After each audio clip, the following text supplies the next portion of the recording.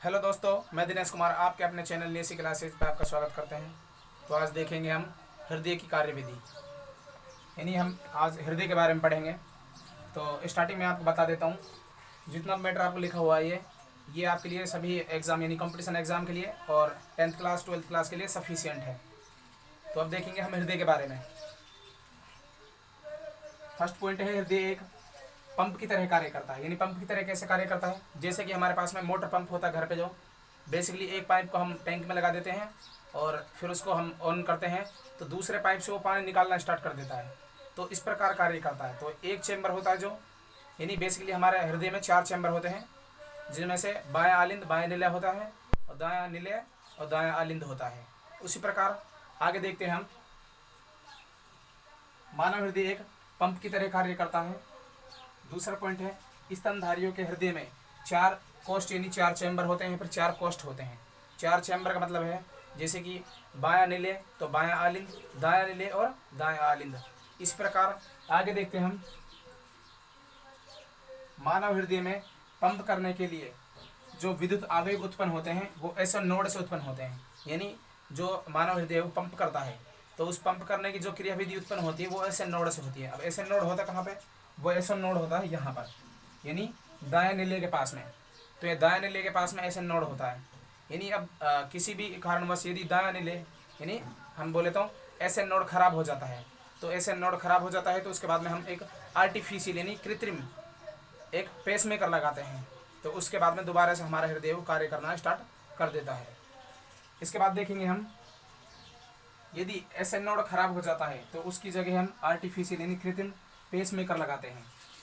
उसके बाद में देखेंगे हम, हृदय के ऑपरेशन को बाईपास सर्जरी कहते हैं। यानी जो हृदय का ऑपरेशन होता है तो उसको हम बाईपास सर्जरी कहते हैं। यानी हृदय का ट्रांसपेरेंट करना, एक जगह से मतलब एक हृदय से एक शरीर से दूसरे हृदय शरीर में इसको ट्रांसपेरेंट करना, तो इसको कहते हैं हम बाईपास सर्जरी। और ये पहली बार बाईपास सर्जरी यानी जो हृदय का ट्रांसपेरेंट किया था, एक शरीर से दूसरे शरीर में जो ट्रांसपेरेंट किया था, वो सर्वप्रथम क्रिश्चियन बेनार्ड ने किया था। यानी एक वैज्ञानिक था क्रिश्चियन बेनार्ड, उसने किया था। इससे आगे हम देखते हैं, मानव शरीर में बेसिकली 5 से 6 लीटर रक्त होता है। यानी जो भी मानव शरीर होता है उसमें बेसिकली औसतन अगर आप बोले तो हम तो 5 से 6 लीटर ब्लड होता है। और जो स्तनधारी होते हैं यानी मैमल्स होते हैं, मैमल्स बोले तो जो स्त्रियां होती हैं, उनमें पुरुष के मुकाबले आधा लीटर रक्त कम होता है। इससे आगे देखते हैं हम, नोट, महिलाओं में पुरुष के मुकाबले आधा लीटर रक्त कम होता है, यानी जो ब्लड होता है वो आधा लीटर कम होता है। इससे आगे देखते हैं मानव हृदय के बारे में। मानव हृदय एक बार धड़कने में लगभग 65 से 70 ml जो ब्लड है यानी रक्त है उसको पंप कर देता है। यानी एक बार के धड़कने में 65 से लेकर 70 ml ब्लड क्या कर देता है, पंप कर देता है, यानी एक स्थान से दूसरे स्थान पर पहुंचा देता है। और उसी प्रकार हमारा जो मानव हृदय होता है वो 1 मिनट में 72 बार धड़कता है। और बेसिकली आपको अगर नोट में बता दूं कि जो भ्रूण होता है यानी जब माँ के गर्भ में बच्चा होता है तो उस बच्चे का जो हृदय है वो 1 मिनट में लगभग 150 बार धड़कता है। इसे नेक्स्ट देखते हैं हम।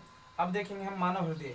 तो मानव हृदय में 4 चैम्बर होते हैं। 4 चैम्बर बोल लेता हूँ, यानी बायां आलिंद और दायां आलिंद। दायां आलिंद के जस्ट नीचे होगा दायां निलय और बायां निलय। तो यहाँ पे होता है जो यानी सिराएं होती हैं, जो यहाँ पे होता है दायां आलिंद और दायां निलय, यहाँ पे होता है बायां आलिंद और बायां निलय। तो ये जो बायां आलिंद है यहाँ से यानी धमनियाँ, तो धमनियों से जो हमारा शुद्ध रक्त होता है, जो शुद्ध रक्त होता है वो जाता है हमारे बाएं निलय से पूरे शरीर में, और जो अशुद्ध रक्त होता है वो आता है हमारा दायां आलिंद में, और दायां आलिंद से दाएं निलय में, और दाएं निलय से जाता है फेफड़ों में। और फेफड़े यानी फुसफुस धमनी जिसको बोलते हैं हम, तो फेफड़ों से वो ऑक्सीजन को ग्रहण करके डायरेक्ट किस में आता है, वो आता है बाएं आलिंद में। और बाएं आलिंद में आने के बाद में वो चला जाता है बायां निलय में, और बाएं निलय से फिर हमारे पूरे शरीर में। अब इसको हम बेसिकली पूरी तरीके से देखते हैं हम, जब जो अशुद्ध रक्त होता है यानी CO2 युक्त जो होता है हमारा ब्लड, वो आता है पूरे शरीर से, यानी सिराओं से आता है किसमें, वो आता है दाएं आलिंद में। और दाएं आलिंद में आता है तो दाएं आलिंद के जो कपाट होते हैं वो इस प्रकार होते हैं, यानी दाएं आलिंद का जो कपाट होता है वो इस प्रकार होता है। अब इसमें रक्त आएगा तो यहाँ से ये खुल जाएगा नीचे की तरफ, और खुलने के बाद वो किस में चला जाएगा, वो चला जाएगा दायां निलय में। अब दायां निलय, अब दायां निलय पंप करेगा नीचे से, यानी उसको धक्का देगा नीचे से। अब धक्का देगा तो ये कपाट तो इस प्रकार है, अब ये ऊपर तो खुल नहीं सकते, तो यहाँ से क्या खुलेगा, तो यहाँ से एक ये होती है यहाँ पे ये नली, तो ये क्या हो जाएगी, ये ऊपर की तरफ जो धक्का देगा ब्लड को तो ऊपर की तरफ चला जाएगा। और ये यहाँ पे होती है इस प्रकार, जब यहाँ से ब्लड ऊपर की तरफ चला जाएगा इस प्रकार खुल के ऊपर की तरफ चला जाएगा, तो वापसी जब नीचे आएगा तो ये इस प्रकार बंद हो जाएगा, तो ब्लड है जो वापसी नीचे नहीं आ पाएगा। अब यहाँ से जो रक्त है वो किस में जाएगा, वो जाएगा हमारे फुसफुस धमनी यानी फेफड़ों में जाएगा। और फेफड़ों से हम जो ऑक्सीजन लेते हैं, यानी हम ऑक्सीजन लिया और ऑक्सीजन लेने के बाद में हम क्या, जो ऑक्सीजन है वो हमारे ब्लड में क्या हो जाएगी, घुल जाएगी यानी मिल जाएगी। और ब्लड में मिलने के बाद में फिर उसको कहाँ पे आएगा, वो आएगा फेफड़ों से ही अपने बाएं आलिंद में। और बाएं आलिंद से कहाँ पे आएगा, बाएं आलिंद से वो इस प्रकार का पार्ट है ये वाला, ये है जो बाएं आलिंद का कपाट है। अब ये बाएं आलिंद का पार्ट किस प्रकार खुलेगा, ये खुलेगा इस प्रकार। अब ब्लड आएगा तो यहाँ से गिरेगा और ये खुल जाएगा नीचे की तरफ। फिर उसके बाद में जो बायां आलिंद यानी बायां जो हमारे नीचे का नीला है वो करेगा उसका पंप। अब वापसी पंप करने के बाद में अब ये कपाट तो खुलेगा नहीं, इस प्रकार कपाट वो तो ऊपर की तरफ खुलेगा नहीं, लेकिन क्या खुलेगा फिर, तो यहाँ पे होगी एक नली अलग से, तो वो खुल जाएगी। अब वो इस प्रकार होती है, अब जो नीचे से पंप करेगा तो ये ऊपर की तरफ ऐसे खुल जाएगी और फिर सीधा कहाँ पे जाएगा, वहाँ पे जाएगा धमनियों में, यानी यहाँ से होता हुआ ब्लड कहाँ पे जाएगा, धमनियों में, और धमनियों से हमारे पूरे शरीर में जाएगा। तो इस प्रकार ये सर्कुलेशन चलता रहता है। अगर आपसे एक क्वेश्चन पूछ लिया जाए कि मानव हृदय में कितने कोष्ठ यानी कितने कक्ष या फिर कितने चैम्बर होते हैं, तो ये होते हैं 4 चैम्बर। यानी स्तनधारियों में सभी में कितने चैम्बर होते हैं, मानव हृदय में 4 चैम्बर होते हैं। अब आपको बेसिकली बता दिया जाए कि ये हृदय है, हृदय का जो बीच का यानी ये परत है, हृदय की जो बीच की परत है उसको बोलते हैं हम मायोकार्डियम। क्या बोलते हैं, मायोकार्डियम। और जो ये बीच की यानी मोटी परत होती है, यहाँ से बीच की परत होती है, ये मोटी वाली परत, इसको बोलते हैं हम इंडोकार्डियम। और नीचे की जो पतली परत होती है यानी पतली झिल्ली होती है, परत होती है, उसको बोलते हैं हम पेरिकार्डियम। यानी मानव हृदय में 3 प्रकार की परत होती हैं। कौन कौन सी होती हैं, वो होती है मायोकार्डियम यानी बीच की जो परत होती है, उसके बाद में जो मोटी परत होती है उसको बोलते हैं हम इंडोकार्डियम, और जो सबसे लास्ट यानी नीचे की परत होती है उसको बोलते हैं हम पेरिकार्डियम। उसके बाद देखेंगे हम धमनियाँ और सिराएं। यानी नोट लगा के आप लिख लेना, जो सिराएं होती हैं वो अशुद्ध रक्त को कहाँ पे लाती हैं, हमारे हृदय में, और हृदय से कहाँ पे जाता है वो फुसफुस धमनी में यानी फेफड़ों में जाता है। उसके बाद में और जो धमनियाँ होती हैं वो शुद्ध रक्त को क्या करती हैं, शुद्ध रक्त को हमारे पूरे शरीर में पहुँचाती हैं। अब आपको एक नोट बता देता हूँ मैं, यानी जो क्या है अपवाद है वो, जैसे कि अभी मैंने आपको बोला था धमनियाँ है जो वो शुद्ध रक्त को कहाँ पे ले जाती हैं, हमारे पूरे शरीर में। अब एक पल्मोनरी आर्टरी यानी पल्मोनरी धमनी होती है वो अशुद्ध रक्त को ले जाती है पूरे शरीर में।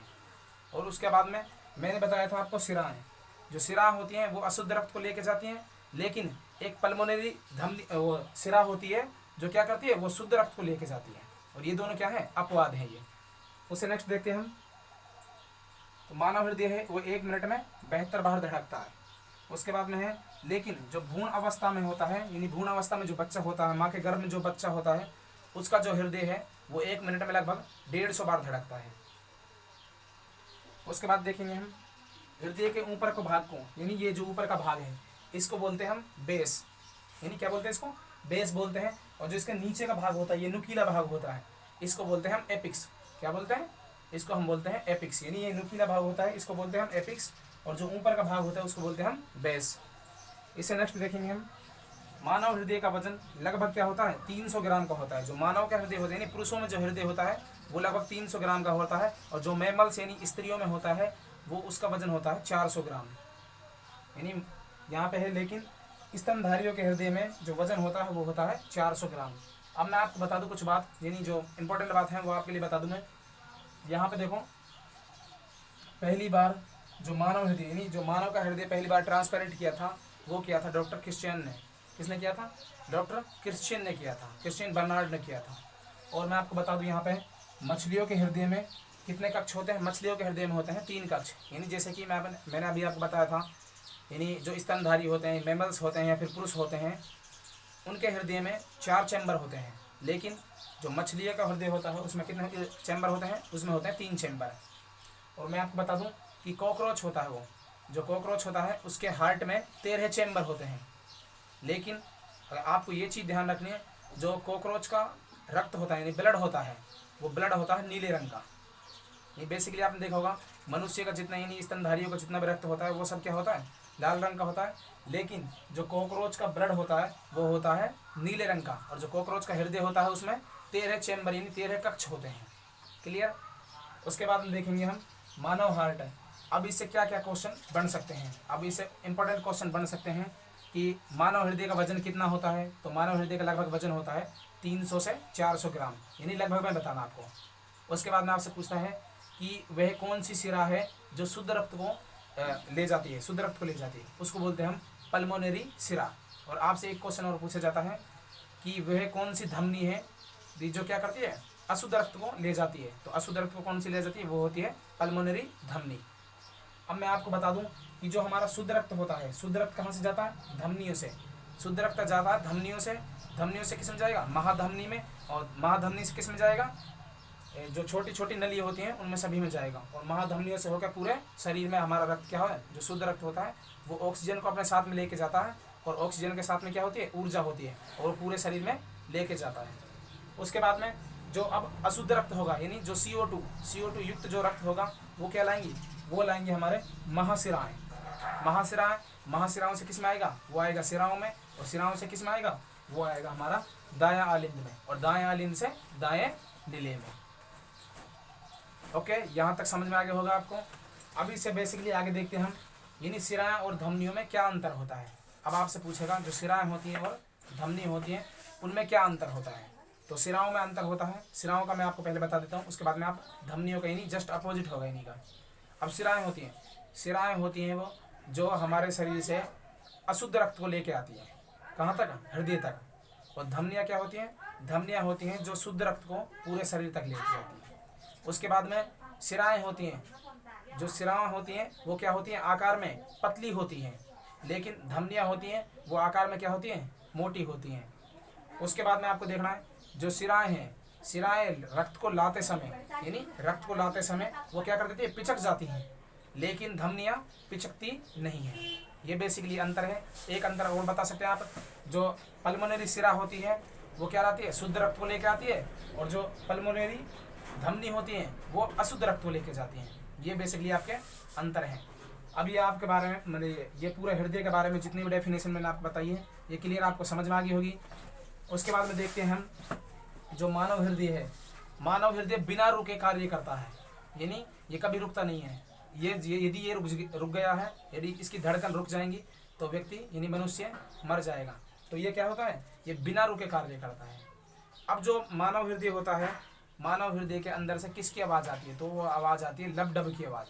यानी लब डब की किस प्रकार आएगी, यानी जब मानव हृदय होता है तो यहाँ से क्या करता है, वो इस प्रकार होता है, वो इस प्रकार करता है लब डब लब डब लब डब, तो इस प्रकार करता है। और यहाँ से ये होती है जो एंडोकार्डियम होती है, वो एंडोकार्डियम मोटी परत होती है, यानी जिस प्रकार जब पूरा रक्त को पंप करेगा पूरा हृदय तो क्या हो जाएगा, मतलब जो हृदय है हमारा वो क्या उस प्रेशर को झेल सके, इसीलिए ये जो परत होती है वो होती है एंडोकार्डियम, यानी मोटी परत होती है।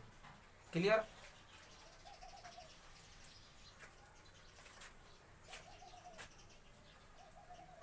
तो यहाँ तक ये बात आपको समझ में आ गई होगी। हृदय के बारे में इतनी ही इंपॉर्टेंट बात है, तो इससे आगे हम कल सीखेंगे, नेक्स्ट वीडियो में सीखेंगे। और चैनल को लाइक करें, शेयर करें, कमेंट करें। और चैनल अभी न्यू है इसलिए इसको सपोर्ट करें, अपने दोस्त हों उनसे सब्सक्राइब कराएं, जो भी घर में परिवार में जितने भी फ़ोन हैं उनसे सब्सक्राइब करें। धन्यवाद।